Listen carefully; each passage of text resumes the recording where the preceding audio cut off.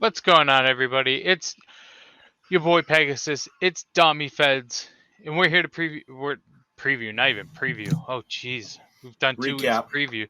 Recap week 1 of the G1 Climax because it is in the books. But before we get to that, Tommy, how we doing? Awesome. Yeah? Awesome. Really good. Yeah. Good. Got to see a little Ring of Honor this weekend. Death Befor Dishonor. So it was good. It was a good weekend. How was that? You were there. I saw it today. I watched it today, but you were there live. So I'm not a huge Ring of Honor guy. Like, not that I'm not a huge Ring of Honor guy, but like I'm not a diehard. You know what I mean? Like I would pop into shows here and there sporadically, but knowing this was their comeback show and it being Death Befor Dishonor, which I believe is like their show, like that's their pinnacle apex show, right? They're like the first one I ever went to was like. Yeah, well, it was like the first one I ever went to was like 2002 or 2003. It was like Punk and Raven a dog collar match, and I didn't know anything about it. I didn't even know what I was walking into. Conway, I was down there to meet Jeff Hardy, right? So come to find out, like years later, this was like the stepping stone of like Ring of Honor and shit that was going on. So when I heard this was the show that they were coming back with, I'm like, oh, they're gonna bring it. So I had high expectations, even with the injury bug, but I mean, it was a good card. It wasn't great. It didn't blow me away. Starting off with Claudio and Gresham, I thought was a great idea. The crowd, no one expected it, and the place lit up like a Christmas tree. Like we were sitting right behind the hard cam, so like you could see down to the reaction of the whole floor. And when I think it was Cesaro came out first, the place literally came unglued. And I said to my buddy, I was like, we might be in for a nice night. Like this, the energy of the crowd, even though the house wasn't completely sold out. The people that were in there for Ring of Honor and for nothing else. Like they weren't just taking in a show, you know, they were there for this, which was awesome. So if they can keep that going moving forward with these shows and then actually give us like, you know, a top to bottom stat card of the talent they have now, then yeah, they have something going on, but just not night one. So to me, the pinnacle the quote unquote WrestleMania show for Ring of Honor to me has always been Final Battle. Okay. That's to me that's their WrestleMania. Gotcha. But regardless, so I'm glad you brought up the crowd because watching it outside of the tag match and like certain spots here or there, it didn't feel like a wrestling crowd. Like what do you mean by that? So it just didn't feel. It just felt like the crowd was sitting on. It felt like a Japan for that match crowd. For that match in particular. No, the whole card. It felt like a Japan crowd. It really did. Okay. It felt for the most part that they were just there to watch, have a good time, enjoy the show, cheer when cheer when they felt they needed to, or when the wrestlers wanted them to. Okay. It didn't feel like a traditional American wrestling crowd. Right. It wasn't 24/7 on their feet. You're right. Yeah. Right. They got up. Not even on their feet, just loud or active. But when they felt like they needed to, or they knew or thought something was coming on. Yeah, right. I get that. So the other thing too, and this was it's because I didn't really pay attention when they said where they were, but I don't know why they were in the Aganis Arena or the Saugus Arena, whatever. Songus Arena. Yeah. Yeah, when you're in Lowell, especially for Ring of Honor, you gotta go to the Lowell Auditorium.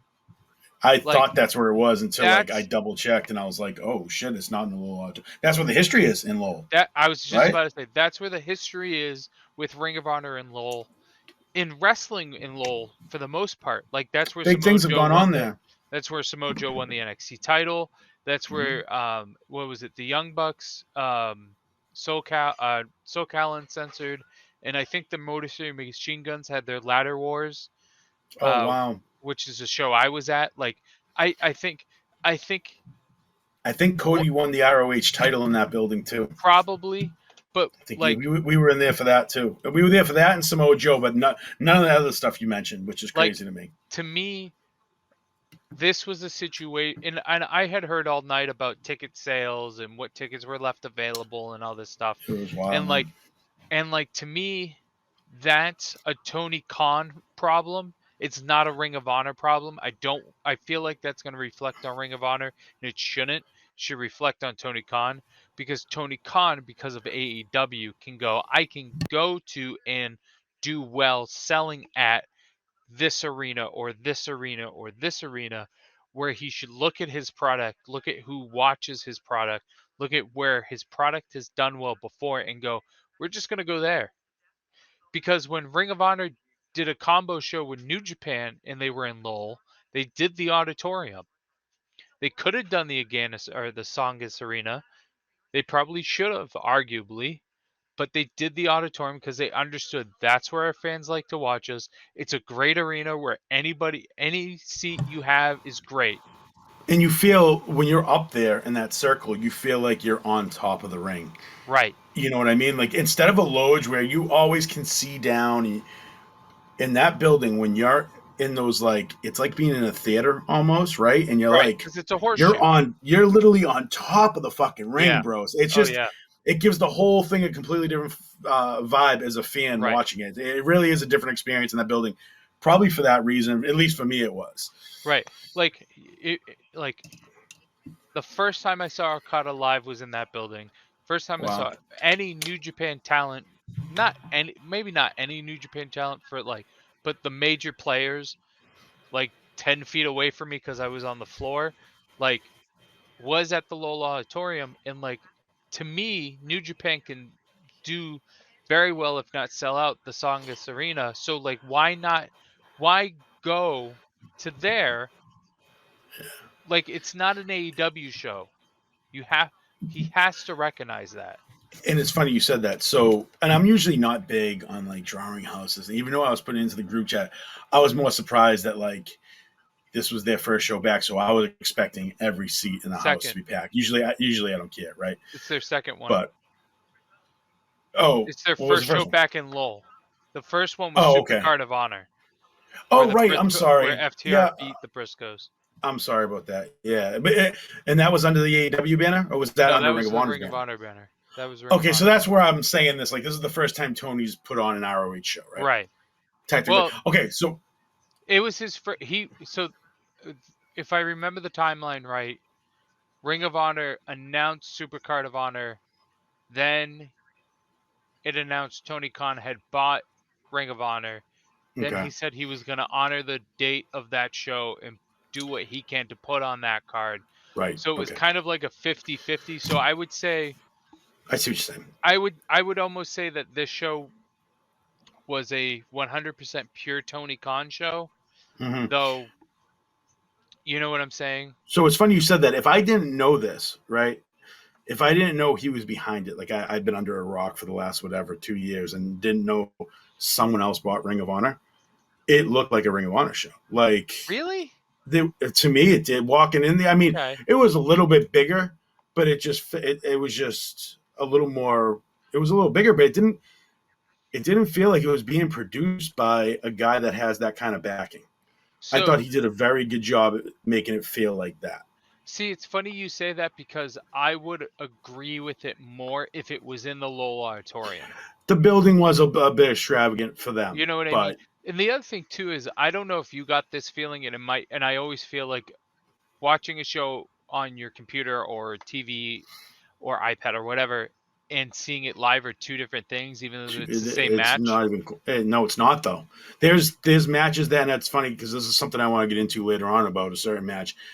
There's matches you'll watch live and be like, that match fucking sucked, and you go home and you're rewatching, you're like, that match fucking banged.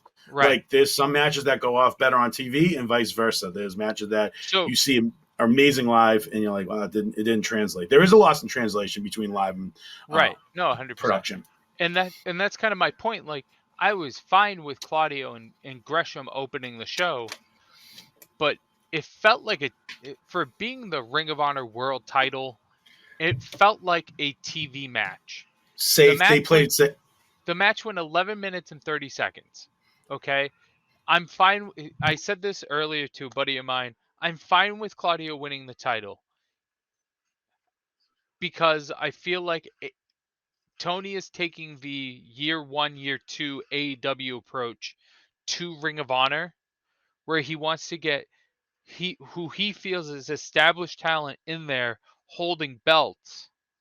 And you can make the argument for Wheeler Yuta not being established or just gradually getting established, but I think that's an argument. But you're trying to get talent that is familiar with an audience so that an audience will then watch, because I feel like Ring of Honor has always been a niche market and a niche fan base, and Tony's trying to broaden it. But as I say that, like I said, the Ring of Honor World Title went 11 minutes 30 seconds. The six-man tag titles went 9 minutes and 40.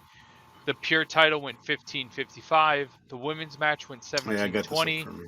The TV Uh, title went, or excuse, yeah, the TV title went 12:20, and the tag titles went 2 hours, but like not really 2 hours, but you know what I yes. mean. Like, but I'm just saying, like your Ring of Honor World Title should go at minimum 20 minutes. I would If it's not a TV product, which this is that not, it should go at least 20 minutes. that finish came out of nowhere, and we were shocked at how quick it was. A basic, safe match. They were more concerned with surprising. It felt like they were more concerned with surprising the fans to put it on first, and then I mean, the feeling in the building was this is Claudio's time. Like he's gonna be the flag bearer, and Gresham didn't look thrilled leaving the ring. I don't know if that was part of the plan or if he was just like, I He can't didn't. believe I did all this. I can't believe I did all this work to hand it over to Claudio. Like, but if I you don't. don't think that that was what was going to happen, you're out of your mind. I'm sorry, Gresham's great and all, but let's be serious here. Like, So I don't think it was I did all this to drop to Claudio. I okay, think it good, was I did all this and now my new boss doesn't appreciate or understand everything I did. You know what I fair mean? enough. Like I don't think it's a Claudio problem. I think it's a Tony Khan problem. And there's a history of him not having good communication with talent, which is I feel like a communication problem is an everybody problem. I feel like there's a far and few between people who can communicate very well. Yeah, I know I don't. But I feel yeah. like I felt like I have a weird stance on Jonathan Gresham because he is everything I love about wrestling. He is if he is the type of wrestling I like, which is um the technical catch 'em all that stuff. He Mm-hmm. reminds me of a new age. He's like a new age Dean Malenko. Um, like like just that WCW technical cruiserweight Mm-hmm. division. That's a good That's what comparison. Yeah. Jonathan Gresham, and like he can, like even Daniel Bryan. You know what I mean? He's of that caliber. Claudio, he's of that caliber. Zack Sabre Jr. of that caliber when it comes to mat wrestling. And I want to like him more, but it's the lack of exposure I have of him that doesn't allow that. I love Mm-hmm. his mask, the skull with the tentacles. I absolutely love Yeah. that. Um, and I felt like going into this, you could go down one of two roads. you can go down the Gresham road, which is you let Gresham wave the flag like he has done for the past year and a half year and a half pre-pandemic, and you have him wave the Ring of Honor flag as their champion and do very well with it, and you use Ring of Honor past and AEW current to build him up and to put him together, because you're not doing current TV. Or you can go down the safe route, which is you give it to Claudio, you give Blackpool Combat Club another title, and you try to get the casual Oh fan to wow, watch the they're product. all holding gold. They're all holding gold, right? Yep. Yeah. Holy shit! No, Daniel All Bryan's not. well, yeah. Well, we haven't seen the right. Bryan Yeah. Daniels So, is but not. 3 out of the 4. But you Wow. can go down that road, that safe Claudio Castagnoli road, and try to get casual fans to watch Ring of Honor that doesn't have a weekly product to watch. Yeah. And if you're setting up for weekly television, that's fine, but you got to let us know. And honestly, I didn't watch the media scrum after the I show, didn't know. so I don't know if he I said can't anything handle about it. that. I can't listen to that shit, man. Like I I can't listen to I Tony like I that. can. I kind of like it sometimes, but I'm just saying, like, Yeah. you're it feels like he's setting up for his television that So nobody has he knows if said it's anything about coming or not. television? He hasn't said anything about television. He's like, "Oh, I can't. We're working on it." It's always we're working No, on it. It's always we're no one. working on That's it. not going on cable, bro. Like that. I don't care. Like, why wouldn't he just? I don't know if you were in the group chat last night when we were talking about this. Like after the show, like, why wouldn't he just use YouTube as the jump off? Like everyone talks about how well BET or BTE, whatever it is, does well. Like if they're getting the views, Ring of Honor would crush on YouTube with this roster. I So think, so right? I think he should either I think what he should do one of two things. I think he should either do the NWA route where he films X amount of weeks and then throws it up weekly on Fight, because I think that's the NWA formula right now. It is. And then they have a subscription, just like a $4 subscription. That's not Yeah, a bad something like idea, that. Conway. I like Or that. or when you do the dark tapings in Orlando, you fly all your Ring of Honor talent in. You do a 2 hour block of your AEW Dynamite, or excuse me, your AEW Evolution or Elevation in Dark, and then you do Mm. a 2 hour block of Ring of Honor. You have an hour break for everybody to get lunch. You come back, you do another set of Dark and Elevation tapings, you do another set of Ring of Honor tapings, and then you throw it up on YouTube. And if you want to have a paywall on it, you can have a paywall on it on YouTube. So you're fine. I just I think that one of the failures of Ring of Honor was television. And even though it's a necessary step, it was an issue for them. I'm glad you And said that because I felt the same way. When they were on HDNet, they had a great product on HDNet, and I forget what happened with that, but whatever. I'm just I saying mean, that even when you hear Heyman talk about ECW, like they were at their best when people couldn't find them. right, Once they got themselves on cable, that's when shit started to fall apart. Sometimes being under the radar and letting, especially something like Ring of Honor, where it's only those people that are going to be watching it, let you come find it, you're going to flourish. Like just pay attention to how shit's worked previously in positions like this, and don't try to do too much. He has the blueprint there of what not to do. right, This guy knows exactly what he shouldn't do. right. And if he's going to try to put it on TV, it's I don't even I If wouldn't I'm even waste my time watching it. if I'm Tony Khan, because the best Ring of Honor has never been on TV. Hands down, the best Ring of Honor has never been on TV. If I'm Tony Khan, Exactly, 100%. if I'm Tony Khan, what I'm doing is What about a stream? bi-weekly.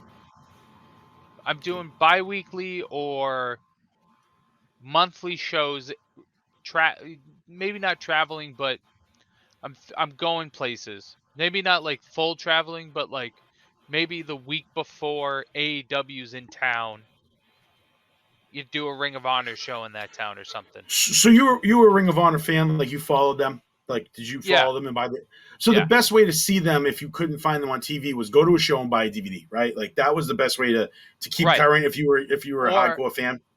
well, okay, so yes, or if you couldn't make it to the shows, they had this thing called what was it? It was like Ring of Honor Honor Club. Live Wire or something. No, no, no, it Mm-hmm. wasn't a streaming service. Okay, It was like a YouTube thing. And they would throw like one or two matches from shows there, and then they gotcha. would catch you up with all the stories going on. So it was like a recap show. But at the same time, they were on iPay-per-view, Mm-hmm. and they would throw they may not have thrown every show up there, but they would throw a good amount up on iPay-per-view. The Okay. quality was dependent on the show, but when I if I'm Tony Khan, I'm bringing Ring of Honor with me wherever I can, whenever I can, in smaller arenas, and I'm almost going. You change the logo back to the arguably giving it that old Ring of Honor vibe. Well, Mm-hmm. just do that. You run small venues. You occasionally run the Hammerstein Ballroom. You run these places that Ring of Honor has its footprint, um, and you bring your talent there, and then you film it all, and then you can either throw it up on Fight in a full show, or there was a local company in Rhode Island called Beyond Wrestling, and what they did was they would throw shows up on YouTube, but you paid for them. You could buy the whole show or you could buy the matches. It was like, for example, it was like $15 for the show, $2 if you wanted to buy a single match. You think he'll It's that partner with someone simple. like a High Spots, or like a streaming service, like you know how High Spots So I wouldn't if has I'm like Tony Khan, I you wouldn't can get like. Mm. until AEW has their streaming service. Because once AEW gets on their Oh, streaming and that's service, what was in the next question was gonna. That was where I was going with that.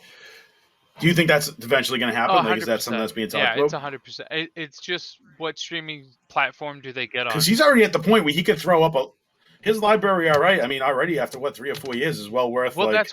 that's why they were Yeah, filming I so would I much. would go back and watch it from day one. Everybody's like, how Right. does so and so have already 75 matches under their belt, or how is their record this or that? It's like because they're just he's just filming for a library to eventually get on a streaming service. He doesn't Right. like. Don't get me wrong, the quality is generally always there, but for the most part, Tony doesn't care about quality. He cares about quantity right now, which is Hmm. fine Yeah. because the quality is there. For the Yeah. like 97% of the time, the quality's there. Oh You know yeah. what I mean? No. So like Right. it, it's the quantity that's there, and with Ring of Honor, because he has the whole library of Ring of Honor, he's set. He can do his own streaming service right now if he wanted to. Oh And shit. I Yeah, I know they wasn't even thinking that. announced Right. before Death Before Dishonor, they announced a restructuring of the Honor Club, which is the Ring of Honor streaming service, and there's like ticket stuff if you're going to live events or whatever. But you that's to me is temporary till AEW gets on a streaming service, and then the Honor Club's gone till we get to, I don't know, Paramount Plus, Hulu, Disney Gotcha. Plus, whatever, because I see you it's saying. Warner Brothers, and I don't know what Warner Brothers is. I think they're under HBO Max. So Probably. Yeah, because they have all the DC shit and the Batman shit. right. So Yeah. I think it's a matter of time. Probably we're probably 2 years out. I would at max I would say 2 years out from AEW Cool. being on the streaming service, I love and I that. think that's I I don't know I'm it's one of those things that like once a rumor hits and then Tony kind of like says it's a thing without doesn't like he denies it, but he doesn't like reaffirm the denial. I'm like, can we just do it then? Because he Like, has no idea. I mean, he just says shit. yeah. He literally he just says things. Um, But no, I love all that for the streaming service. I great. so Good. so I over like back to Death Before Right. Dishonor. I was happy Claudio won. I was hoping it was Gresham because I just wanted Gresham to get like one or two more pay-per-view wins in before they took him I see off what the you're saying. title. He Like, deserved a little more. Yeah, there could have been a right, build to him dropping it. There should right. have been a little bit of a build. Like, this is a big deal. He carried the banner through a very tough time. He didn't deserve to go out in 11 and a half minutes on his back in a basic run-of-the-mill match. And again, Like, I just I want to felt make bad for him. I felt bad for right. him the way it ended. Yeah. And the other thing too is if this match went at least 20, I'm not saying the same thing. I'm fine with Gresham dropping. Right. But just over 10 minutes, you can come on. Come on, Yeah, my they should guy. have. If he was going to drop there, should have 2025, right? Like, Especially with some of these other numbers out here with some of of these matches. And then next was what? So which Dalton I'm very against happy the Dalton. Righteous. I don't know. I can only assume he signed. I love Dalton Castle. Dalton Castle Me is too. fantastic. So Agreed. I'm He happy he's is with Ring of the Honor total back. package. Yep. He what was his injury? His back? What Back. Yeah, something it was a bad back happened? injury. I don't Did he like remember. break It it was back. though? I think so. I think he broke his back because I just want to he put this had out there because good. he had one of the best rises in Ring of Honor history to the title, and Boom. everyone loved it. It was such a big moment for him when he won that belt, Mm-hmm. and then he had it for like 6 months, and that might be gracious, and then he had to drop because of the back injury. So like it was one of the it was like Finn Balor winning the Universal title, and it was Yeah, I just got like you. it was like, oh, we're everybody's so happy, and he had, and then And the he's next like, I night, dislocated my shoulder, I have to drop it. It's like, and never so got Dalton back. Castle held the belt for 197 days, and he had 7 successful title defenses. Does it okay? Does it say how long he was out on that injury anywhere? Not that it matters. No, Okay, it doesn't matter. So the last couple times I've seen him wrestle since being back from the injury, like you could tell he just wasn't moving great. Like, and I felt so bad because the kid was so athletic, and I was like, wow, almost to the point where when I would see him work, I was like, is he ever gonna come back to at least like 80% of what he was? Last night's match was the first time when I watched him, I was like, wow, he finally looks like he's back to form of like that guy I saw before his injury. But I didn't see much of him. But I saw enough of him to know that back injury fucked him up bad. so the And thing is last night like I thought he looked awesome last night. so he wore the belt, like I don't know if you saw it creeping over the Mm-hmm. thing. It's like a lower back brace, Mm-hmm. and I like can see it. I feel like It's gonna hinder. It's gonna hinder your mobility. not just that, but I feel like a back injury is just so Oh, so debilitating severe. Yeah. because like even when you recover, getting to that recovery, you put on weight because it's your back and you Right. can't your movement's All gone. your So you support is right. gone. Yeah. So I don't he got hurt in 2018 roughly. So like it's just to me like it's one of those things where it's just like okay, 2 years puts you like a 2 year recovery roughly. Okay, so that puts you in 2020 or 2020, yeah, 2020. And then let's say in a normal year, in a normal environment, you can spend a year getting that ring rust. So now we're in 2021. So by halfway point of 2021 to the early parts of 2022, you should be back in your form. You're back to your old self. Uh, Mm. So with the back injury, okay, let's say he's back wrestling in 2022. Even like I just think that with the pandemic, he's had to he He didn't get a the full. amount of He time didn't off get a has full pushed him year with back a that little bit. pandemic.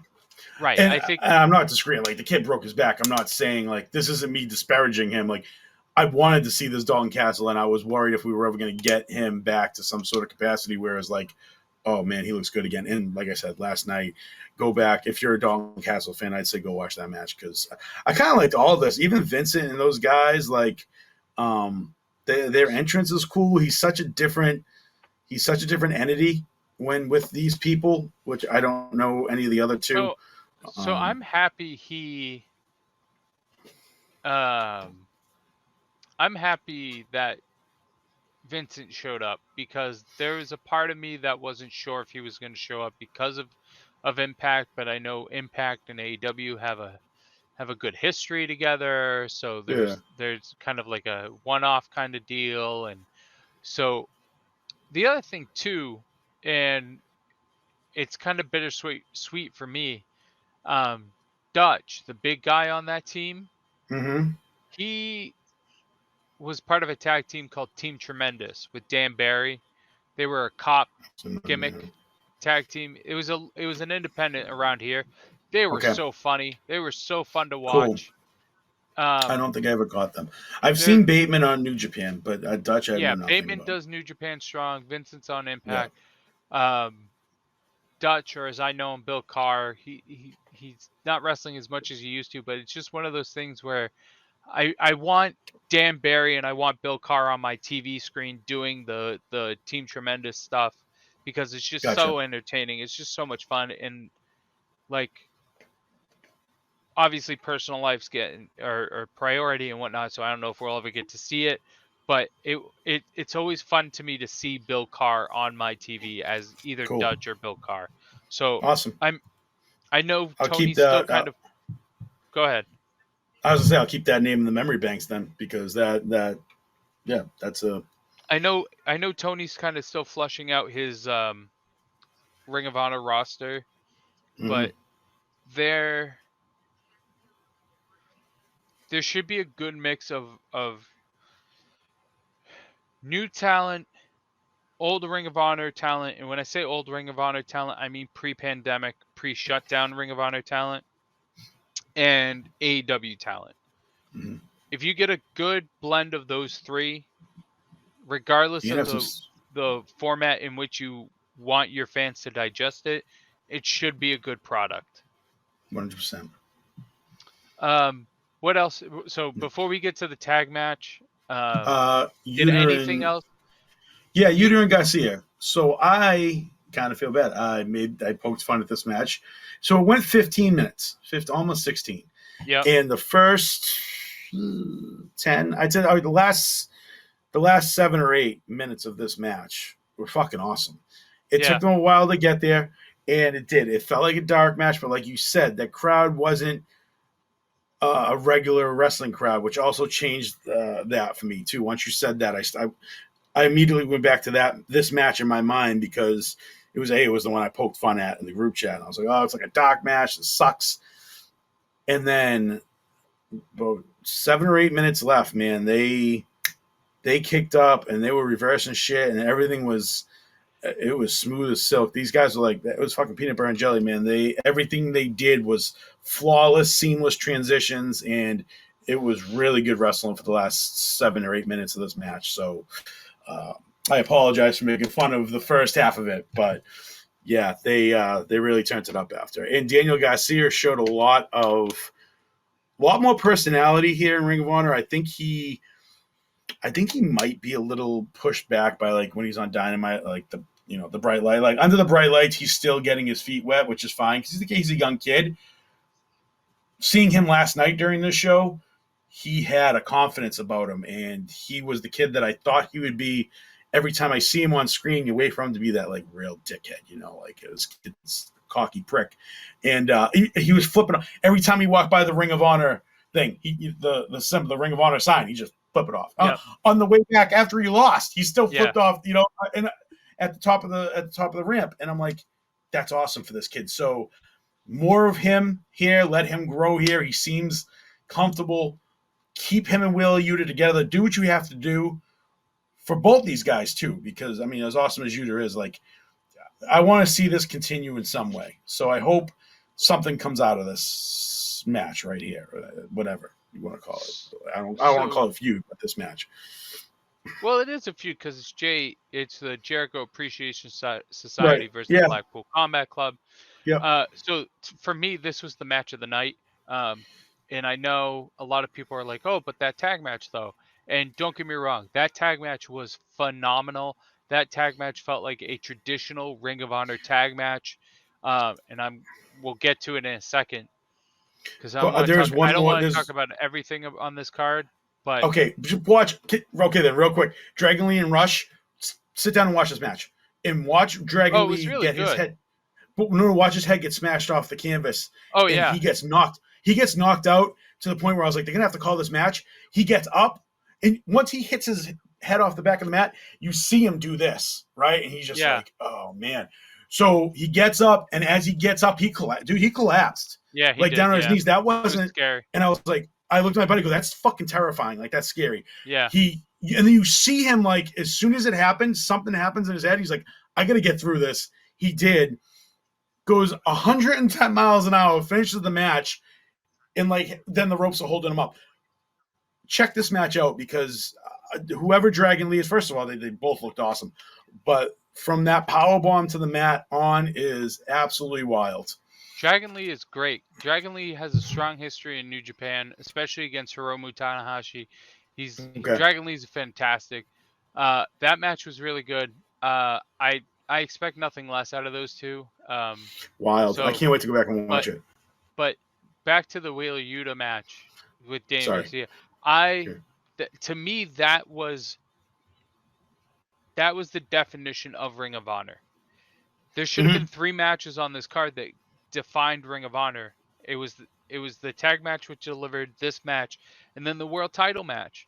That match should have been the definition of a Ring of Honor title match, and it underperformed drastically. But But didn't Joe and Lethal make up for that? I thought that match was yes, fucking awesome. yes, That was my match of the night. it does. Um, but and there's a lot of Ring of Honor history there. Um, Lethal being Joe's protege and Okay, everything Joe put Lethal through early on in his career. So yes, gotcha. I didn't know all that. that one's another Ring of Honor match, but Like like Joe cut him off. Lethal didn't even make it to the ring, and Joe's music hits, and then they meet in the middle of the ramp. Like, fuck, sign me up from yeah, there on out. And Joe, this was good Joe. Like, they where's he been? If they WWE wasted so many years of what they could have got out of this guy, look at what he did last night. yeah, they built that match well without Joe and then delivered on it. Um, but that Wheeler Yuta Daniel Garcia match was So that's your idea. old school technical Ring of Honor, and then it slowly got to new aged Ring of Honor and what Ring of Honor will more than likely be going forward. It's funny What you I said that. what I loved about it the most was that and this is probably one of the few times this that we may ever say this. This felt like an AEW versus Ring of Honor match, and Oh, because Wheeler Yuta and the Blackpool Combat Club, without saying it, without broadcasting it, um, to me embody what Ring of Honor is because it's a pure wrestling style, whereas the JAS embodies that that weekly TV product.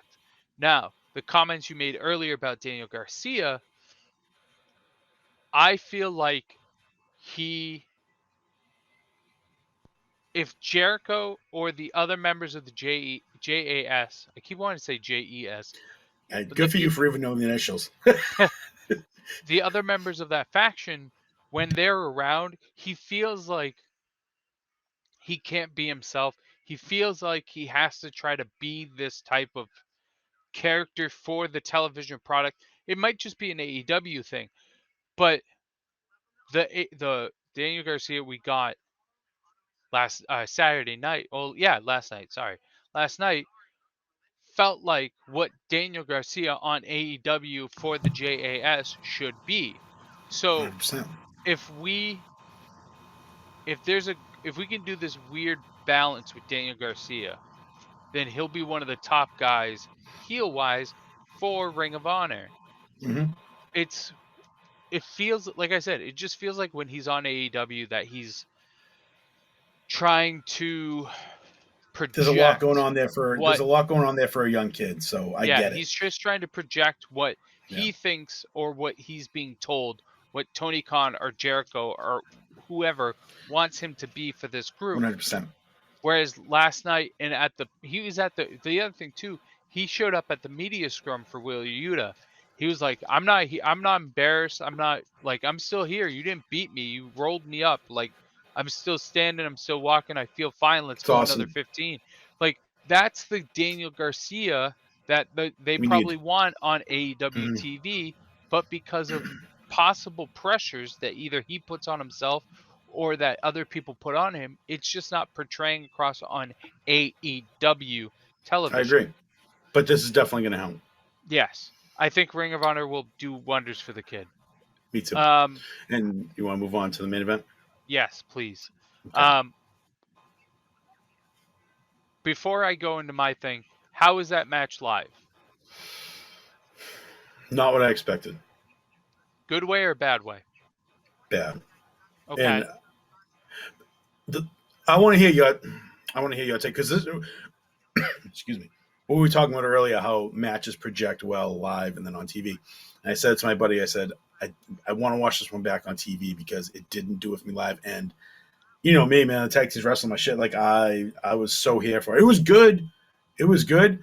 There were just certain spots in this match where I was expecting it to go one way and was like, this could be. I wanted to see more out of the Briscoes on the outside. There was one point, might have been right in between the first and second fall, and they had him outside. They had someone on the outside, and I think Cash was down. They had Dax. And again, you can see everyone get up. And I think it just beat the shit out. I think he pulls Cash off the apron, right? So he's out. And then they kind of come around the ring and like they're standing tall, right? Yeah. So I think everyone thought what I was thinking, where they're like, oh, they're gonna get Dax and they are just gonna pummel him, and he's gonna be the main focal point of we need to save him. Like Yeah. if Dash doesn't get Dax out of trouble, this match is over, right? Yeah. And maybe that's the way the story went.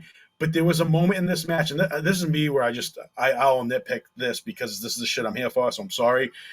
Where if they took him out to the apron and just they juiced him up there and let him have it, oh man, oh that match could have went in a completely different direction. And instead, they rolled him back in the ring and they worked on him there. And I was like, it literally took the air out of my sails. And from that point on of that match, I was kind of out of it because that first fall, I got it. Like it was an old school tag team match. I said to my buddy, I go, I wonder if they're gonna progress, like you said earlier about one of the matches. I It think you was just the said Wheeler about Yuta Yuta and one. Garcia. Yeah. So it was so crazy you said that, man, because I said to my buddy, I go to Johnny, I go, I wonder if they're gonna progress throughout the falls, like old school, because that's what it felt for me. Like when I was Yeah. in the Boston Garden watching old school matches, like it had that feel to it, and it was so good. It was like okay, and then maybe they'll get like hardcore in the second, and then Ring of Honor type shit in the third. So that's what I was expecting there too, and that really didn't happen. So maybe it was just me setting expectations in my head, and I need to go back and watch it with a clear mind. Right. But that'll be my take pretty much on the whole match. Now I'm really interested to hear what you have to say about it. So my first off, when it comes to 2 out of 3 falls matches, as much as I hate the one fall finish, I hate even more one fall and then the back to backs, especially when the teams are even. Okay.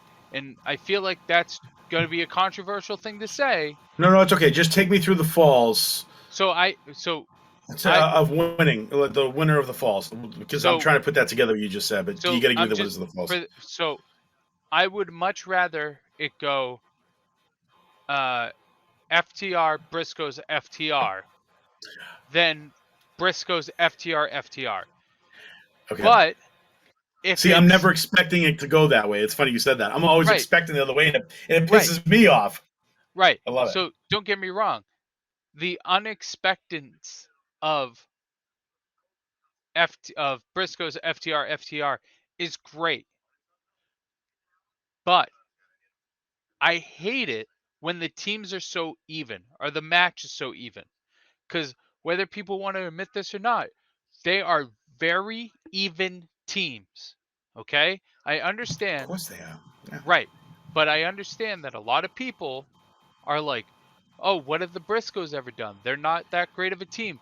They're just boasted by Ring of Honor, blah blah blah." No, listen Not here. true. They are the one of, if not they're in the top 3 greatest tag teams of our generation, and I'll I'd argue them in the top. I just said they're in my top 3. They should be in everybody's top 3, but they should be in everybody's top 5 at least of our generation. Okay?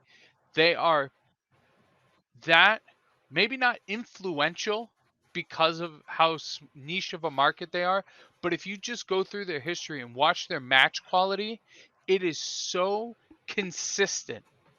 It's not even funny. The I love it. the I, the I need. the the format they went with, where it was Briscoes FTR FTR, that is a great 2 out of 3 falls format when it is a dominant heel against the underdog babyface. Wow, Conway, I fucking love that.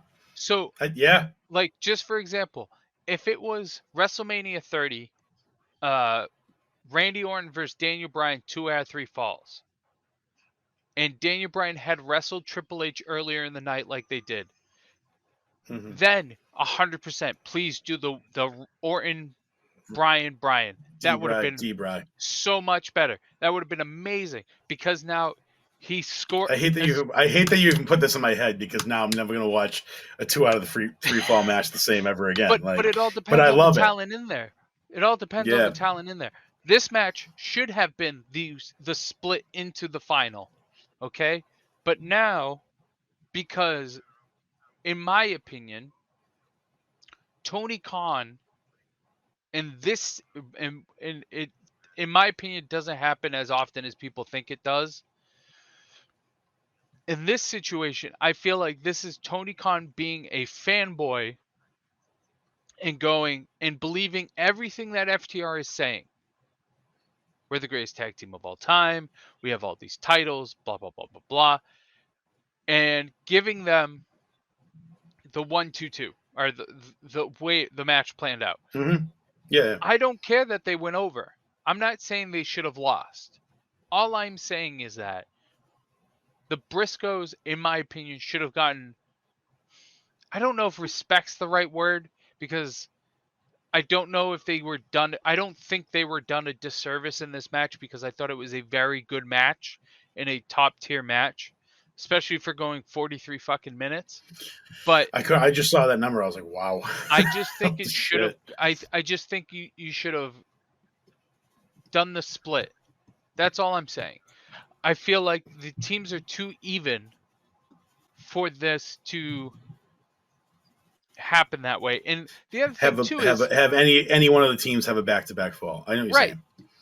Mm-hmm. but at the same time, I don't think FTR looked for this being a back-to-back fall situation. FTR didn't look that dominant. Like, it didn't look No, like it a was dominant 50-50 the whole back-to-back night. win. You know what I mean? Right. So in that It surprised the situation, shit out of me. it was great.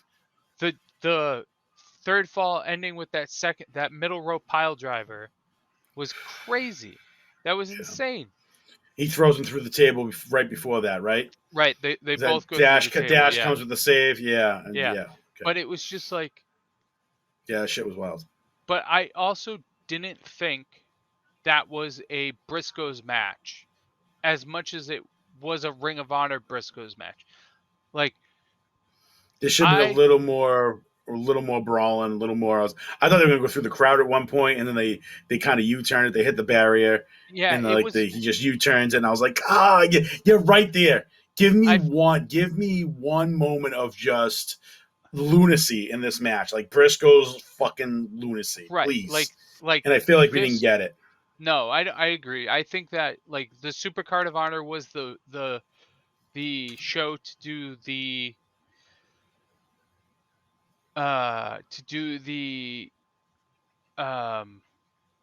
traditional wrestling tag team style. This one Mm-hmm. should have been a Ring of Honor War. tag team war match. That Like was the my mentality Wolves and the going into it. Briscoes, And like the yes, Briscoes in Kings of Wrestling, like the Wolves in Kings of Wrestling, like Stenerico and the Wolves. Like you have all these teams, the Second City Saints. You have all these teams and all this history, and I felt like they wanted to do an AEW style with a little less restrictions kind of match. I Real agree with all that. just to wrap this up real quick. I love that we got technical wizard Colt Cabana and not Gaga Colt Cabana. I Um, missed his match, oh, did you? so That's yeah, it's on the 0 hour. It's the first match on the okay. 0 hour. I wasn't expecting him Yeah, to go first, but we got technical wizard um cool. Colt Cabana, and I love that Colt Cabana. I don't get me wrong, I love Gaga Colt Cabana, but I love technical wizard When Cole Colt wants to Cabana go, more. he yeah Yeah. And yeah. I Agree. think that's the kind of Colt Cabana we're gonna get in this new form of Ring of Honor, and I'm all here for it. I'm all Same, here for it. same. All right. So that's enough of Ring of Honor. This is not a Ring of Honor podcast. I know. Wow, I was looking. I was like, wow, we're really creeping. Yeah, um but so we're off to so now we're in the G1 land. okay. We have um let's go over the standings first just to recap everybody. In Block A, we have Kazuchika Okada leading it with 4 points. We have Toru Yano with 2 points. We have Jeff Cobb with 2 points. We have Bad Luck Fale with 2 points. So Uh, Okada with 4, everyone else with 2. well, Tom Lawler, Jonah, and Lance Archer have no points right now for Block A. Wow, Jonah's getting no points, huh? Yeah, So he what? lost to Toru Yano, um, which was an upset. I didn't think that was going to happen, but it happened in Yano fashion. Like I was telling you this, Yano's going to get wins in Yano fashion, and it happened halfway up the aisleway, low blow, and Jonah can't make it back in time. I saw that. Yes. Oh, Like and it that happened. surprised the shit out of me. But I was surprised he lost his match after that. Who do you? Well, we'll get there. But yes, that right. The 20 count. As soon as you said that, it reminded me of what you said. Yeah. Yeah, that was a Yano match. Like Okay. I told you this going into it. You Like did. that's You've the hit a match. lot of things on the head so far. That's the match Yano's gonna have. He's gonna have that match where he shouldn't win, but he's gonna do something sneaky, and he's gonna get you. You know what I mean? And that's Gotcha. exactly what And happened. what's he have to? Yano has what too? 2 points. Yeah, he lost to Okada, um, which was expected, and I'm Mm. very happy that happened because I was kind of expecting a loss there for Okada. Block B, Jay White, no shock to anybody, has 4 points. Taichi And has 2 points. awesome 4 points. Sonata has 2 points, and Tamatanga has 2 points. Um, I was disappointed with Ishii versus Jay White. I don't know Too long, a little why. too long because it went too long. Is that what it was? It, yeah, that's exactly what it was. Because I was so into that match, and then like the last 5 minutes, I was like, just fucking get through it. But It Jay went White, 22 minutes. yeah, it was. That's at least 5 too long. You know what match It went? probably should have cut off at about 15 at best. You know what match But went Jay, way what too long for my liking? was that? And it was another Ishii match. It was Taichi versus Ishii. And that match went 15 minutes, and Uh, I that felt like a 20-25 minute match to me. I don't know what it was. That match just it's dragged, something about man. it's something about his matches where they need to be they can't go over that 50-minute mark. But Jay White and like Ichi isn't a he's a big guy, but he's not like a big guy. So I don't know if how He's a dense uh guy. he's a dense guy. Like everything about him is solid. So like Jay White hanging with him and handling him the way he did, like Jay White's conditioning while we're on this. He's yelling. He's talking the whole time. And this is like towards the end of the match. He's got him in the corner. He's chopping him. He's yelling like, I think he's yelling too sweet while he's doing it. This kid, I know like Omega's like conditioning was off the charts. I won't put him there. But other than that, like, this is one of the most well-conditioned wrestlers, athletes, I guess, I've seen. Like, I can't What believe. have I been saying since we started this podcast? This is me. What have I been saying since we started? Conway, you're completely 180. But now I'm watching. His attitude is one thing, right? It's easy for me to swing on a guy who wants to act like that. Like, I am all in. I love that. Like I said, that 96, 97 HBK dickhead mentality. I am all in on it all day long. But when you get in the ring and you start talking shit 15, 20 minutes in, right, and you haven't shut up the whole time, and you're going and you hang with Ishii, and then after that, you pretty much pick him up, deadlift him. Like, oh yeah, Jay White. I know I said Ospreay, but Jay White wins this thing. So far he deserves it. Like, holy shit. So Jay White said, "Go ahead." No, I was going to jump ahead. We'll wait for it. We'll wait till we get to Okada. Jay White has wrestled 18 minutes and 22 minutes in both his G1 matches so far. So, he's shown why he's a champ. It's fucking insane. Block C, we have Zack Sabre Jr. with 4 points. Aaron Henare with 2 points. Hiroki so Goto with 2 points. he just tapped him out too, right, this weekend? Who? Sabre, yeah, he tapped out Henare, yeah. And Henare gets the big win off Tanahashi.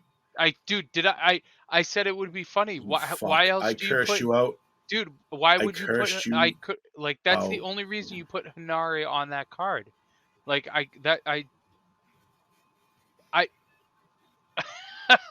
as soon as I said I was laughing, man. It was funny to me. I was not laughing. I was much yelling and screaming at you. But so Henare, the next night out, he goes. Who did I just say he had? Sabre. Yeah. And night 4. I'm like, there's no way he's gonna win back-to-back matches like this. It's like, but it came close. He had me believing he was gonna beat Sabre more than he should have. But that stems from him. Like you said, Jay White has been an MVP so far, but Henare has been. Not only did he get the win over Tanahashi, but he showed up against Zack Sabre Jr. He's fucking insane. He's performing in this G1.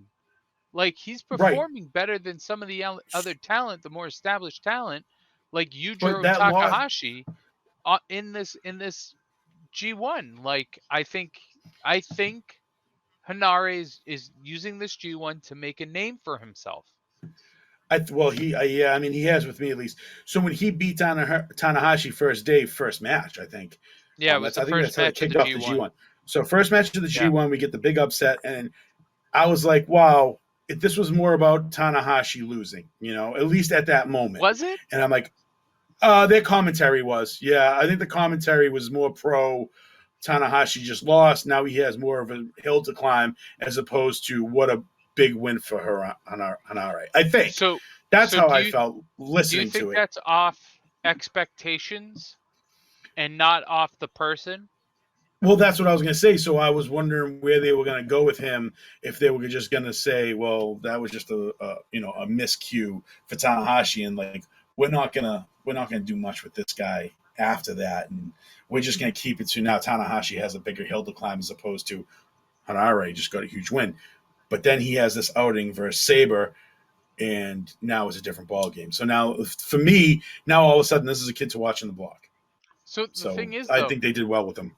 I think but to your point, there's a very fine line, because if Henare and Zack Sabre Jr. go 10 minutes instead of 14, then I think we're having a different conversation. I think we're having the conversation of then the conversation becomes more of Tanahashi than Henare. That's what I'm saying. But, no, this match changed that for me. Right. Right. From where I was with match, yeah. the Zack Sabre Jr. match changed my mentality on him, thinking that like, oh, he was just a curveball for Tanahashi, as opposed to, Right. oh no, now that win means something for him, which is Right. awesome, great, Right. good. I wanted that. This is what the So, again, I said this before. This is what the G1 can do. mm-hmm, It can make people in a mm-hmm, G1. And at the end of the day, it's all on the person and New Japan to capitalize on it, but people can be made from a G1 from the G1. It's that right, simple. Block D. Sorry, I'll finish Block C. yep, Zack Sabre Jr. with 2, Aaron Hanari, or excuse me, Zack Sabre Jr. with 4, Aaron Hanari with 2, Hiroki Goto with 2, and Tanahashi with 2. We have Kenta, Evil, and Naito sitting at no points right now. Evil has not wrestled a G as of this taping. Evil has not wrestled a G1 match yet. He has his first G1 match coming up on the 26th, where he faces Kenta, which there's a dynamic I want to get to later on. But um, Evil is Evil. There's only each block has one person that hasn't wrestled yet. Um, so oh I'm no, pulling up sorry. right now. While Block you're doing D that, is I'm the pulling only up block that Tuesdays. has everybody's wrestled in Block D. Okay, I'm pulling up But Tuesdays matches right now. but I'm just saying, like, Evil.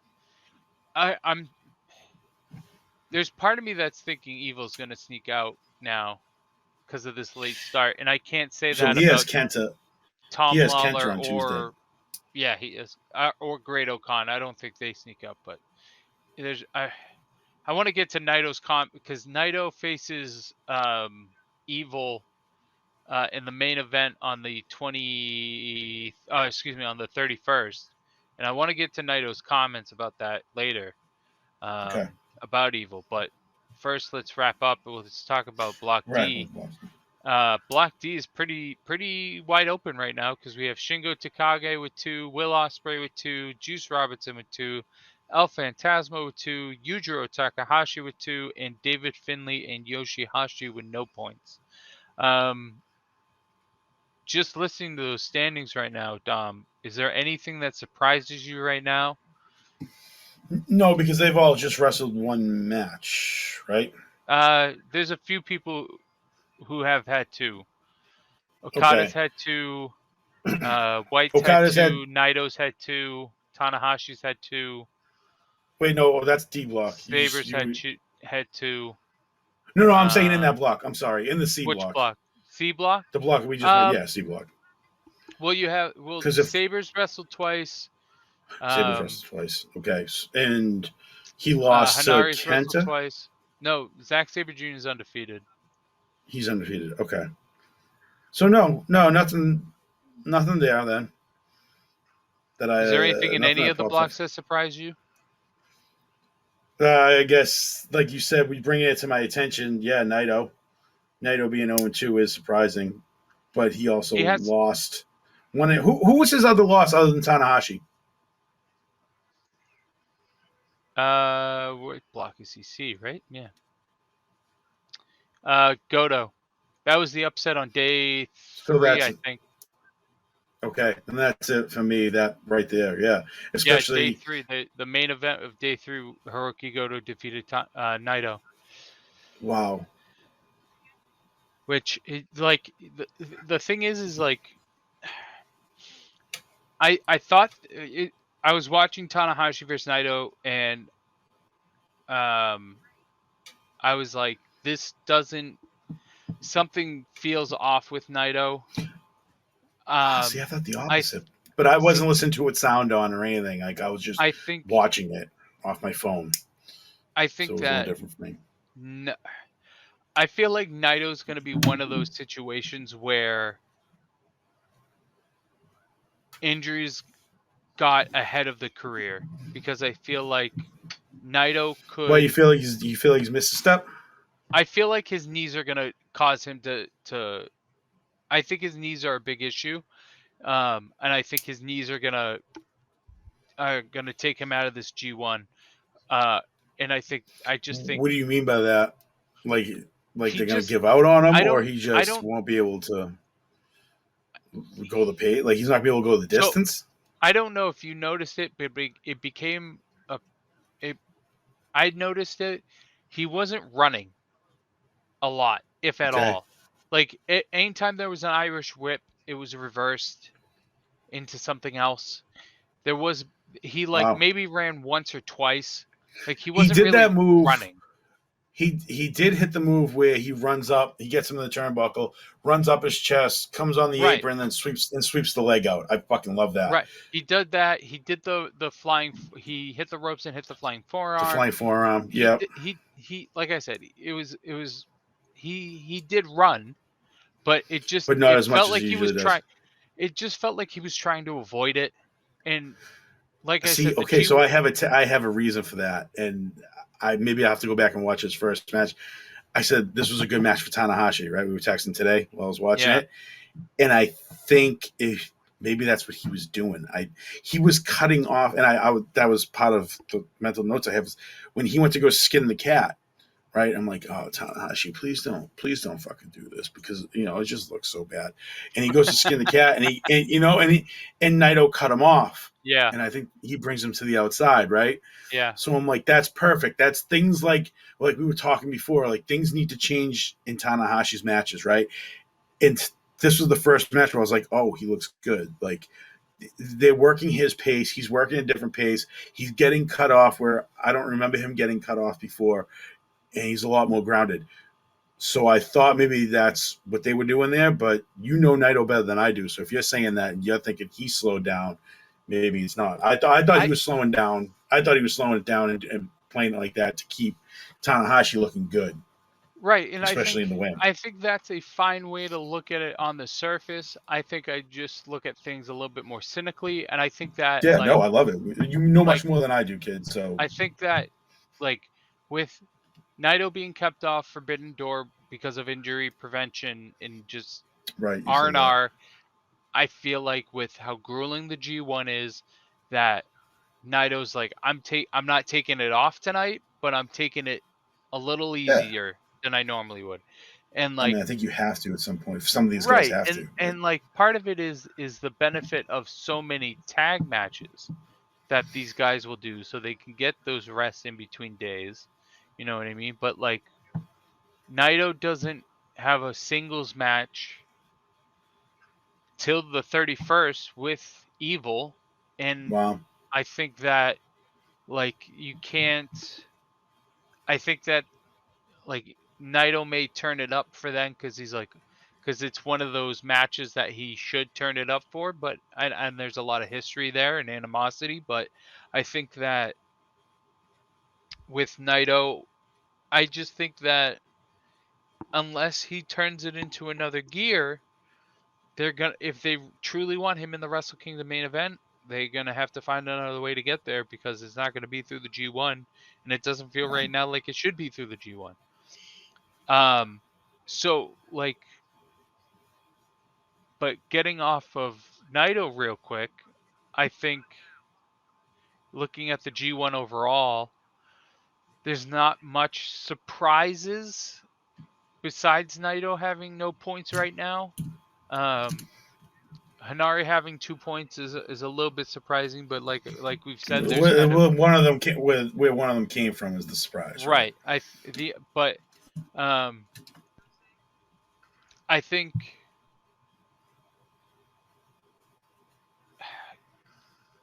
I really like Jeff Cobb versus Bad Luck Fale. I thought that was a very well put That together match match. was so better than expected. Yeah, Like I thought it was one of the matches where I was gonna kind of skip through, and yeah, then like I caught myself like, whoa, what's going on here? And they did such a good job at so Cobb's obviously he's a fucking. Can I make a comparison here? And I don't know if it's a great one. And this is just strictly his size and his maneuver, the way he moves. Bam Bam Bigelow, is that a good bad um, comparison? Like the way yeah, he's built and the way he moves, like yeah, I know Bam Bam was a freak and like I get it, right, yeah. No, but I I can't understand the think comparison. of anytime I see him. That's kind of anyway. Point Yeah, is, No, I he get what gets you're put. saying. This is the first time I've seen him get put on the ground by somebody where I was like, whoa, wow. Right. Well, They that's making him not look weak, but no, yeah, but normal. They make he's him look getting normal. he definitely got cut down to size in this match, and at one point I think he might have even like dragged him. Like I think he got dragged. Like I think he might have grabbed him. Like he was in the post, and kind of just like Yeah, dragged him to the maybe. middle of the ring, and I was like, Yeah, whoa! Like little things like that for a guy like Cobb, that something like that in that kind of match is going to grab my attention. yeah. And I think he like stepped up on his chest or his back at one point, He and I was stepped like, on his back. Yeah, because wow! because I'm like, he does th- because Cobb does that. He does like the surfboard kind of thing. right. So Yeah, just to make your point about like making stars or like getting your eyes on people, yeah, like that was absolutely it for me right there. And yeah. obviously he comes back and but he had to earn that one. It was awesome. I really enjoyed that match more than I thought I would. Um. So, uh, night two, I did not expect Juice Robinson to beat Shingo, but That's I right. Yeah, enjoyed it. I really enjoyed that match. Um, I am. I'm trying to think of what happened in it. It was Did just they it make? was just a hard hitting back and forth match. I thought Yeah. it was done very well. I will say I am upset that we're 5 shows in and we've already had 2 countouts and only one was by Yano. I was so upset that Fale and Archer ended in a countout. I was like, I I get don't it know if you if I don't watched that want one. to. I understand if you don't want to like if you don't want to make either man look bad, but at the same time, like, can we not do a count out? Can we do Yeah. something else? Can we do a time limit A draw or something like? DQ or a Yeah, DQ. yeah, Yeah. just something, man. Um, El Phantasmo Uh, versus Will Ospreay was so good. Dude, It was so good. what was that? That was Like, insane. holy That was shit. exactly what I Yeah. wanted. It was everything I wanted. Um, That and Okada versus Cobb were my top two yeah. matches of that Um, opening weekend. Opening weekend, yeah, those were the top Opening two. weekend, man, because I'd never seen Okada or another one. Like I know I just raved about Jay White, but Okada, like Okada kind of like it gets like chunky, like he doesn't always look. I don't want to say in great shape, but you know what I mean. Like he doesn't. This So, tournament, so it's funny you say that because if you watch younger Okada, he's got yeah, like this round fat face. He does. It's two different he people. does. Yeah, like It's two his different body people. style is always Like, wavering. yeah, But this is the first time I he's kind remember of that seeing in him. between of like original young boy Okada and excuse me, and prime title reign Okada. Yeah, no, he's ready for this tournament for sure. And what really sent me over the edge was in this match. I don't know what's called, the fucking suplex like he used from the hip. But he deadlifted him Oh yeah. like Cobb. And I was like a gut wrench maybe. I don't know, but No, you're right. he Gut got wrench. wrench and he lifted him, man. Like he didn't get any help, and he got him up, and then he sent him, and I was like, oh shit. And I think they reversed the tombstone there, maybe too, in that Yeah, match. yeah. Dude, that match is off the wall bananas. Like, yeah, those two matches have been my favorite so far. My so far my match of the tournament has been Sonata versus Tai Chi, and I don't know if that was Yeah, I'll recency have to watch bias it. or what, but that match was a lot better than expected. And it started a little with Gaga, but it just went to it, and those guys showed up. Um, did you watch El Phantasmo versus Yujiro Takahashi? Is that the one that I was talking about where he leaves with the chick? Yeah. Yo, yeah, incredible. Okay. But like, So I was another one that I was like watching, kind of skipping, watching, skipping, because like I said, I was catching up today. So I'm like, oh man, I gotta get through this. But he kept talking to the girl, right? And he yeah. kept like hitting on her the whole time, and I'm like, what is he up to? And then he leaves with her, and I was like, what is So this? There again. so I'm I think depending on how this G1 goes, we may get a House of Torture defection of Bullet Club. I don't know what that means. What's So House of Torture? House of Torture is a subgroup of Bullet Club. Okay. It's Evil, Yujiro Takahashi, Dick Togo, and Sho. So they're all in Bullet Okay. Club, but they're also part of the House of Torture, which is, again, it's just the four of them, and it's just a subgroup of Bullet Club. So like that match starts, and like there's an agreement between Yujiro and El Phantasmo that El Phantasmo will get Peter, and Yujiro gets the 2 points. And then, like two heels do, they don't. That doesn't happen. They have their match, but it just feels like with that, and then who's and then with Kenta facing Evil down the line, like I just feel like we're gonna get to a point where there's gonna be a sub story of the House of Torture and Bullet Okay. Club not getting along anymore and wanting to separate. Okay. And if Evil makes it to the semifinals or finals and ends up facing Jay White, I think that's going to be the boiling over point. Okay. So I think that's just something to keep an eye out on. All right. So all right, so that's a recap of the first week. Before we get on to the next week coming up, I want to touch on the main event of. Well, actually, we'll talk about it when we get there. I'm sorry, I was Okay. jumping. No, I I don't got know. ahead of myself. All right, so let's preview So you want to week look 2. at Tuesday, July 26th, which is the Yes. next. So Okay. that kicks off with Great O'Khan and Chase Owens. Gotcha.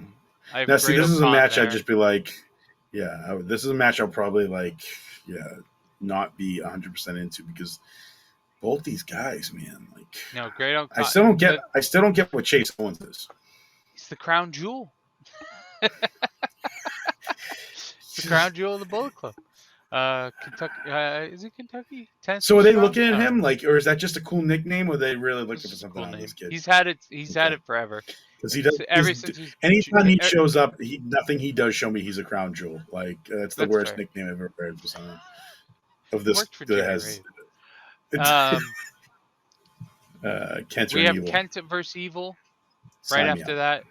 that. I think Evil's gonna win there because I think Evil's gonna walk into Naito with a point, and I think like I just said, I think there's gonna be that Bullet Club House of Torture dissension, and that's As you're gonna be saying, building. Kenta lost to Saber, and who does he beat? I think that he's only had those 2 That's matches. it. This would Yeah, be his second match. this would be his second match. Yeah, Shit. Wow. So I mean, he loses here, he goes down 0-2. yeah, but I don't think it matters for him Okay. because I like as much as I would want And this him is to his come out, comeback, though, but right? not Like, yes and not really. no. Like I know we got into it last week. Now that I I said that, wouldn't you're right. count. I know what I you mean. wouldn't Yeah. like. I You got guess to I need to think get it. out of that mentality then. So I'm gonna be as brief as I can and hopefully as clear as I can with this. The G1 Climax and the Best of the Super Juniors are actually before I say that. So with anime, right? Big proponent of anime. Big part of my life. Uh, Love it. with anime, there's the series, right? You have the series over here. Let me get into frame. There's the series here, and then there's the movies, right? Gotcha. Okay. They never 99% of the time there's never a crossover. The movies What? are Even the independent of same the anime. characters, though. Same Like characters, same. that's like having comic books. That's like having comic books and then doing the Avengers movies and then not come right. Is No, that because what we're talking about it's here? Like no. It's kind of no. the same because like not everything. It's like the book's better than the movie or the movie's better than the book I get kind of that. situation. So, but they're never they exist together, but they never cross over. That's how So you got weird to to me. think of it. It is. but it's how you got to think of the G1 and the Best of the Super Juniors. Gotcha.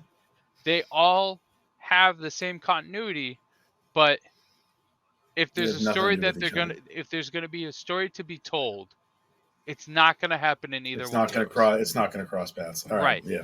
So, It's like, not for gonna example, intertwine. Gotcha. if for Kenta, they're not gonna tell the story. They're gonna talk about his comeback in the G1, but it's not gonna be a story till after the G1. You get what I'm Understood. saying? Yes. That's how I've always thought of the G1. That they're gonna talk about a story, but they're never gonna tell a story to. They're gonna tell a story in the G1, but they're never gonna tell a story past the G1.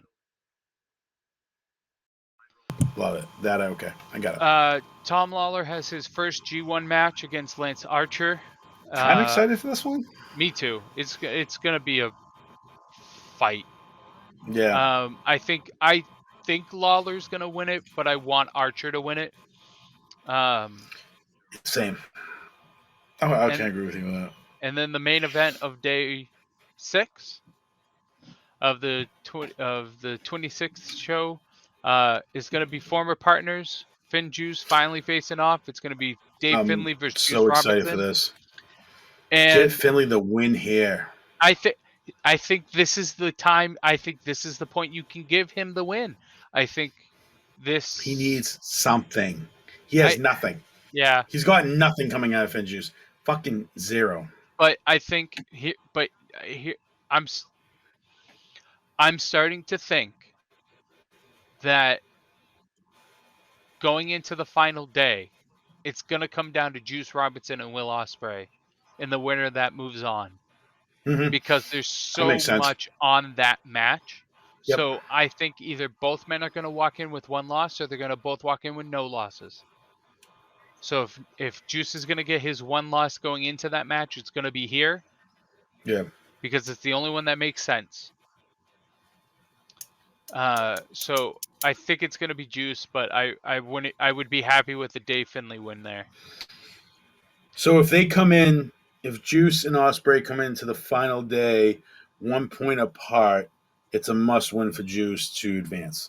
It's a must win for whomever's behind. Because right now they're both undefeated. Okay, I like that. As of right now. In a 30, right? So they each get 1 point for a draw, right? Yes. Okay. All right. Got it. So that could be it's literally a win-win. You could tell me on Dave Finlay and Juice Robinson being the first draw of the tournament, I'd be 100% okay with that. First former tag team partners, that'd be 100% a good situation to go into a draw. Gotcha. 100% a good situation. This is where I'm starting to understand points now and seeing this is why I'm glad we went through Best of the Super Juniors first and the point system and how it works and leading up to the day of the final blocks and shit. Because now it's getting me excited.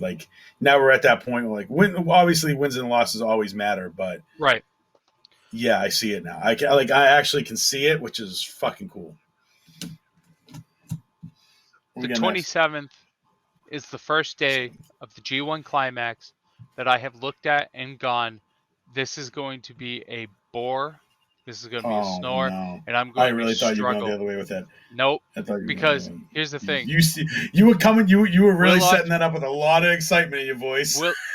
Will Ospreay is going to demolish Takahashi. Absolutely demolish this boy. Great. Okay, Yano is going to beat Bad Luck Fale with tape. I'm calling it now. He's going to tape Bad Luck Fale's feet together, and Fale's not going to make a 10 count or make the 20 count. I'm calling it now. Or he's going to tie him to the barricade, and he's not going to make it back. I'm calling it now. Ridiculous. It's going to be some Yano fashion. Hiroki Goto versus Hanare. Just give me more of what you've been. Just give me more of what you're giving me with Hanare, and I'll be happy. I don't care if he wins or loses. Yeah. I don't care. I want to win. But I want to win, yeah. Oh, yeah. I mean, it'd be a good win. I want to win. Does this mean he's better than Naito in this tournament now? Because Goto beat... Oh, man. Transitive property. And Tama Tonga versus Ishii. I've seen it 6 times by now. It's Tonga. It's Tonga. No, give me Tama Tonga there. That's what I'm saying. Yeah, he's going to just keep losing matches, bro. Has he won? Anything No, important in the no. last 2-3 years? Yes, in the last 2 or 3 years, yes. Okay. But The last year or so, no, he's absolutely not gonna. not. Like I gotta. he just eats L's. Breakfast, I gotta do lunch, an and episode on dinner. Ishii at some point. Let's do that. Let's do it. Yeah. Because Should be just me and you, the only ones listening to it back. But yeah, let's do it. Let's do an Ishii episode. I'm down for that. And then, did I miss a day? Okay, no. No, All right. that's Tuesday. The 30th. So we know that is Tuesday, Wednesday. I'm sorry. The 2 days we're talking about We just wrapped up is Wednesday, so now we're on a Tuesday, July Saturday. 26th, Wednesday, July 27th. Right, And and then now we're they're going to off move for on to 2 days, July, and then they Saturday, come July. back the Yep. 30th. We have Dave Finley versus Shingo Takagi. Please, Shingo, get a win there. Please, for the love of this Mine's taking bracket, a get a while, win too. there. Jonah versus Tom Lawler. I hope Jonah eats Tom Lawler. It'd just be funny to me to see. Just picks him up, one bite. I would like that. Sonata versus Great Okan is gonna be. I think it's gonna be sneaky good. I think you're gonna Okay. be like, I'm gonna click through this match, and then you're gonna Yes, just. this one It's right just up. gonna be good. Okay. Yeah, I think this is sneaky good. Hiroshi Tanahashi versus Zack Sabre Jr. Yeah, for that. I feel like Tanahashi's gonna win, but I would like to see Sabre get it. If Sabre walks out of week 2 with still undefeated, that's a good sign for Block C, my friend. That is a good sign for Block C. I have Zack Sabre here. Smart. I think this is his definitive.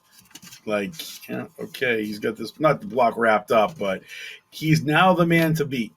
Yeah. He now has the bullseye on his chest. After Saturday or We that Saturday. conclude week 2 with Tanahashi. Oh, God damn it. With Yoshihashi versus Juice Robertson. Juice probably coming back angry after a loss to Dave Finley. Picks up a win here. Agreed. Jay White versus Chase Owens. Oh wait, I don't know. Cobb and Archer. Sorry, we might be. Oh, sorry, I didn't even see that. I'm sorry, I scrolled too far. I scrolled. So yeah, you're on the website, right? Is that what you go to? Yeah. Okay, me too. Yeah, it's easy to do, man. Archer versus Cobb. That's gonna be fucking awesome. That's gonna be an amazing match. I think that's gonna be Cobb. I think that's gonna be Cobb. I hope so. Jay White versus Chase Owens is gonna be a good one, but I mean, Jay White's gonna win that without breaking a sweat. Be nice. Man, just a squash, man. Like just fucking. I don't think it's gonna be a squash. No, a squash, but like you said, without breaking a sweat, like under 10 minutes. No, I think it's gonna go No. I think it's gonna go 10 or 11. Okay. And then Kazuchika Okada versus Bad Luck Fale. Continues to be the Monster Slayer. Is that what you call him? Or that's what he calls himself, right? That's what he's calling himself out of this. So I mean, it makes sense. Block. He's that's what he's gonna have to call himself. Keep lining him up. Keep knocking him down, Okada. Yep. I love it. And then the main event of week 2, Tetsuya Naito versus Evil. I don't love this. This is an interesting one. This is an interesting one. Because of the points. There's a lot of history. Okay. There's a lot of history there. You have Evil coming out of LIJ, turning his back on Naito, joining the Bullet Club. There's a lot of history. Naito was recently asked about Evil, and he said Evil's really lacking something, I feel. I guess he's doing what he wants to do, and he has his own way of thinking about things, but I feel he was better off when he was on my side. And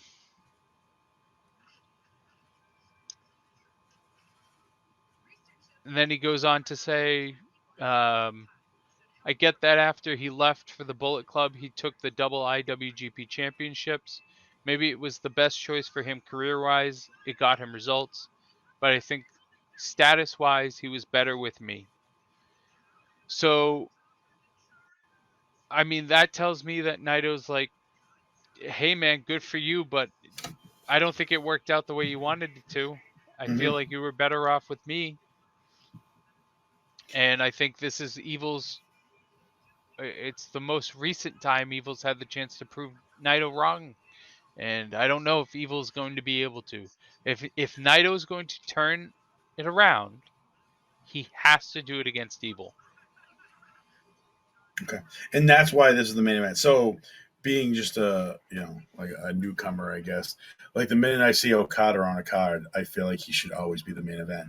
So, is that have any play here, or is just because there's so much history that this has to be the main event? Like, is that a little So knock? Like, I oh, understand what you're Naito's saying. up. I mean, that's me being a WWE guy. Right. Like who's ever closing the show out is their guy. So if you see like Roman on the card and he's you know what I mean? Like he's not the Right. main No, event. I He's coming out understand what you're second to last. saying. Like, And but I I know think it's tournament, so but it's right. just strange to So me. it's not just that it's a tournament. I think it's also that New Japan, unlike WWE in its current state, and unlike AEW to a certain degree, because I think AEW does have a different person main eventing often, but I Yeah, think it's the same group of 5 people. New Japan, mostly right now, it is because it is a tournament. I'm not gonna lie, but New Japan also isn't afraid to go away from that formula. move, put anybody on any point of the card I at like any it. time whatsoever. I love it. They If that's the reason for it, I love it. Like that's they awesome. I was don't just wondering if feel there was like something behind it. the main event is exclusive to the To champion or or any of the other top guys. I It like that. is when the situation calls for it, then they will go with the champion or whoever. Like they'll go with Jay White or Okada or Tanahashi when a situation calls for it. But at the same time, New Japan is not afraid to put anybody else in that spot. Yeah, So, cool. I love it. um, so yeah, I think this is the right main event Okay. for week 2. Um,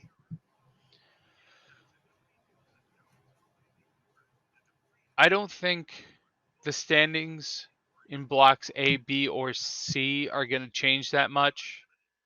Um, And you I said think the best way to get the standings or the records is their Twitter, right? I They mean tweet the them at best them. one I found was at NJPW, where sorry, NJPW Global was the Twitter, and Okay. it had 4 pictures of all the blocks on there. That was great.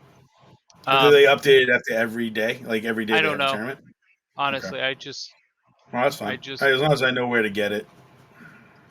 um, I've seen a lot today, especially after Naito's second loss. A lot of people panicking. Um, they're hovering over the panic button, and I'm sitting here laughing. It makes me so happy.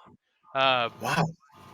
if you're a Naito fan, are you hitting the panic button, or is it too early? No, no. After I saw what happens in the best of Super Juniors, out of how people can start the tournament 0-2, 0-3, and then just go on these runs.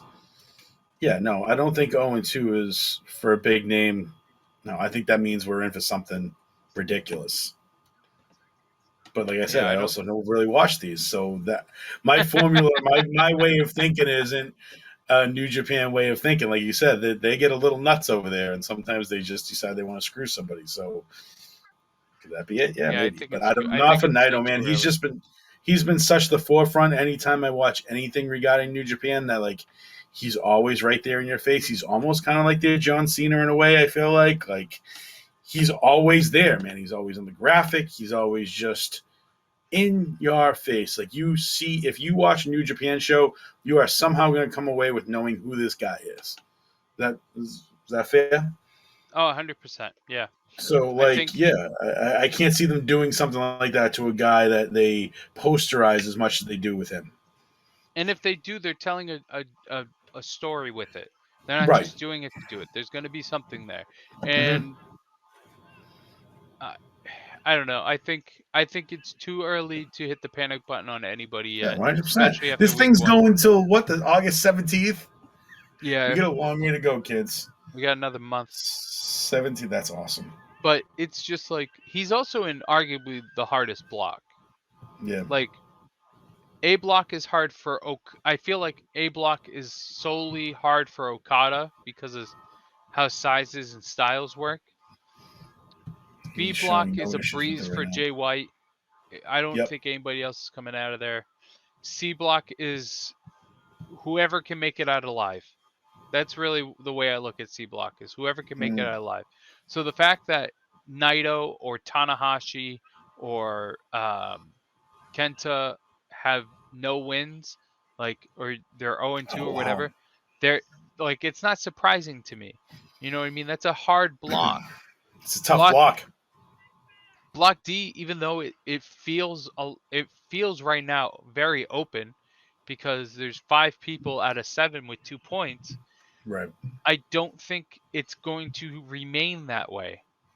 I think it's going to be the block that, even though A block and B block have people who've pulled ahead, I feel like block D is going to show even, and then 2 people are just going to catapult. Cough, cough, Will Ospreay. Cough, cough. Probably Juice Robinson. Again, I just think with block D, they're building to that main event of the final night with them, and everything's gonna come down to that. If I both was men are going. out of it by then, I'd be surprised.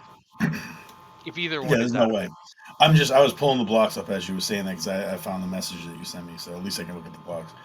But yeah, I agree with that. Wow.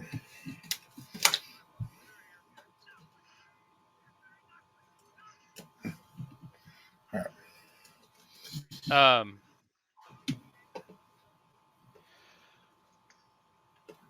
you haven't watched any of the tag matches or anything like that. You've just watched. So you know what's funny is like as I'm skipping through, I'll see something like I need to go back and watch these because there's actually people in here that I care about, and it looks like there's stuff that's starting to pop off, and I kind of wanted to ask you about it.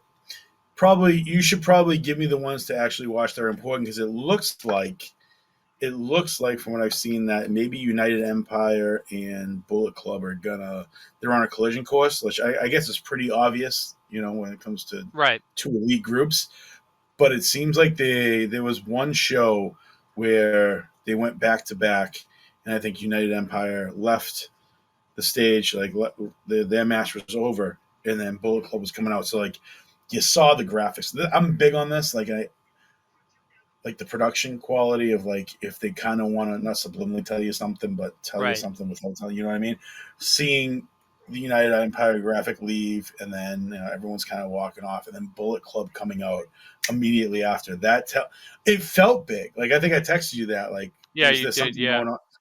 I'm like, there's something, and I just happened to stop there for a second because I saw something in the match and I wanted to check it out, and then I saw that happen I mean, towards the end, so and I'm like, I don't know, man, that was cool to me. Like, but I'm a sucker for stables and shit so like that. well, So that's I the always thing do is that. like it kind of goes into what I was saying earlier about House of Torture and Bullet Club and how there could be Yeah. dissension. The United Empire technically has 2 wins over Bullet Club in this G1. One in a 6-man, one in a 8-man, and they were both technically over House of Torture, So which is a subgroup of Bullet Club. So really, if you want to think of it, excuse me, United Empire has 2 wins over Bullet Club right now, and I don't so can remember. I'm just trying Go to ahead. think. Can we kind of like break? Let's just take a look at D block because it's the obvious one. So El Phantasmo, Juice, both those guys are Bullet Club guys, right? Yes, And then Osprey's. Takahashi. Sorry, Yujiro Takahashi is Bullet Club, but he's House of Torture Bullet Club. Okay, but okay, so that's three. So that's three. That's three Bullet Club guys, and just one. United Empire. So where is United? Are they all separate? Are there no United Empire guys within the same block? Uh, yeah, they're all separate. You have one in each block. Cobb, Okay. Cobb in Block A, Khan in Block B, Hanare in Block C, and Osprey in Block D. And is there Bullet Club guys in each one? There's definitely gonna be Bullet Club guys in each one. There's Bad Luck Fale in Block A. So they're just one. I Cherry guess they Tones and Jay outnumbered. White in Block B. So they're outnumbered there. Evil, Kenta, and just Evil and Kenta in Right. Block C, and then Robinson, Phantasma, and Takahashi in D. Huh. So maybe they're leading up to shit. Shit. I wish I'd noticed this sooner. I'm still gonna lock in with my original answers, but maybe they're headed towards something like a Osprey versus Cobb final, or like one of the final fours being two United Empire guys matching up. Might not be big names, but I they mean, might create the some. But you said it doesn't change. That doesn't follow through after either. well, it could. I mean, Not that it don't matters. get me wrong. Like, if you do something where like maybe Great O'Con costs Jay White a spot in the finals, and then you have Juice Robinson lose to Will Ospreay, stopping him from going to the finals, and Hanare costs Evil, and you like Yeah. you like you could definitely set up. I don't remember the last time there was a faction warfare in New Japan. Something's You know gonna what I mean? pop off. It might be more. You might be right about the Bullet Club stuff because they're so heavily loaded throughout all the blocks where it's impossible for them not to get into a beef, even just throughout one-on-one matches. Yeah. I mean, we'll And see. then, yeah. So you I know what? mean, You're probably right. It's probably more Bullet Club stuff than it is. like Wow. I said, All right. Yep. there's also I mean, I know we've said this a few times tonight, but there is a lot of there's a lot of work left in this G1. There's a lot of things they could still do. Yeah. Um, so we'll see. A lot I'm of excited for elements. week A lot 2. of elements at play. Yeah. Yeah, we're just getting out of the blocks. Once right. Just getting Literally. out. We're just starting to go on. And it's been Yeah. everything a G1 should be so far. So, let's see if week 2 So to go back to how builds on that. we originally got that, you asked if I had watched any of the tag matches. Was there something you wanted to touch on? No, I was just Okay. gonna ask if anything has stood out from you from That those. was it. Honest to God, but like there has been some face-offs and scuffles that I felt like I should probably pay attention to, and So I didn't realize how heavy they load those up. Sometimes there's yeah, some big names in there, and I'm like, oh shit! Like these guys aren't just wrestling their matches; like they work in the tag matches. So I might have to stop paying attention to the so whole show. there's a young boy that has been working. His name is. See if I can find him. I know he worked day 1. Uh, Kosei Fujita. Okay. There's always that one young boy that I'm like, okay, you've got my attention. Let's see how your excursion goes.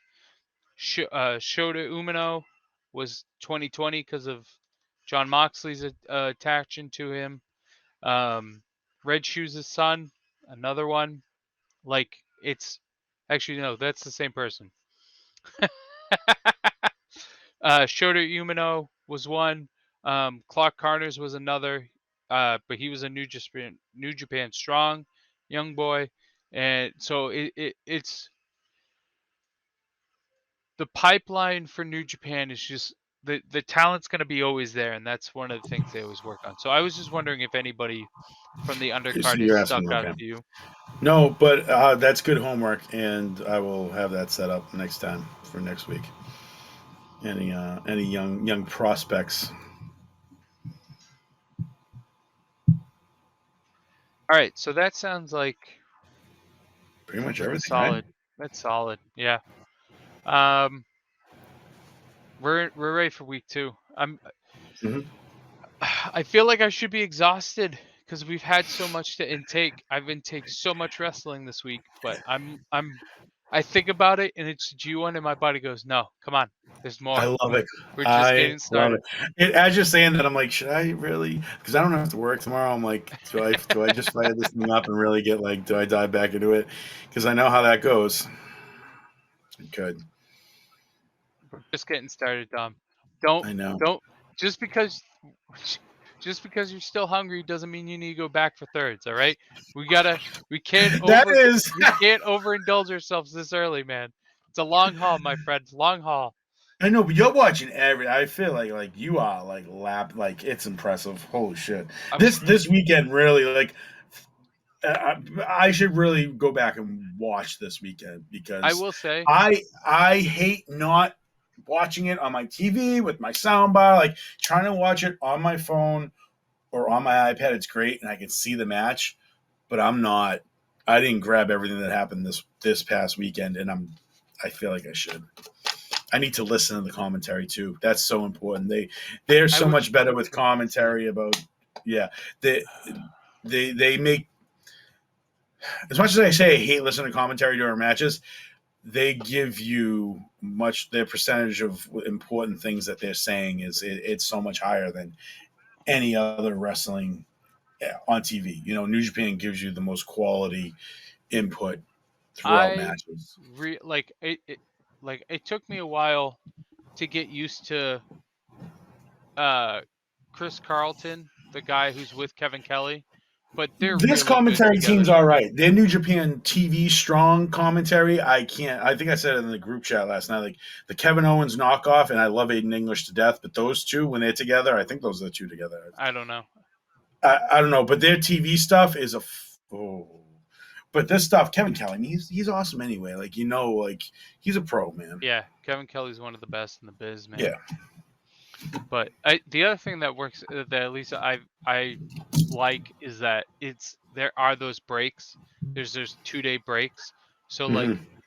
I watch the 2 days and I'm like, okay, we have to all right, well back at it again tomorrow. And then I'm like, wait, no, we have 2 days off. And then my buddy's like, all right, come on.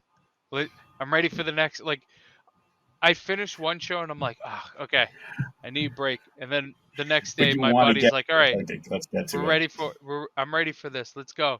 And then So it's let not me there, and I'm know like, too. Like, let me oh know when you watch it, you get through with it. Like, because you try to watch it on Lifetime? no, I'm No. watching Okay. them at work. Okay. Cool. I fucking love that. Awesome. I'm doing them Love in it. between transactions, my friend. Um, My man. Got a double dip, kid. yeah, I You know. have to. There's no way around it in life. Like there are not enough hours in the day, and I don't have like anything of real life, and I still No. don't have enough hours in the day. So I don't know how everyone else does. You know what I mean? Like no wife, no kids. Like, and it's still like, where's the time? Yeah, It's you gotta wild. make time. You gotta find time. You gotta just do it when you can. Just it. But all right, so that's it for week 2, or week Awesome. 1 of the G1 Climax. We're on to week 2. Hopefully just as good as week 1, but we'll find out. But we're in the thick of it now. This is where it starts to get grueling, people. All right. But thank you for staying on with us. Dom, thank you for watching it. Thank you for joining me. Thank you for It's opening always my a eyes pleasure. to it. Yes, this is awesome. It's everything I needed for 2022. So thank you, Conway, and I can't wait for this weekend coming up. All right. Let's We'll go. talk to you guys later. See ya. I can.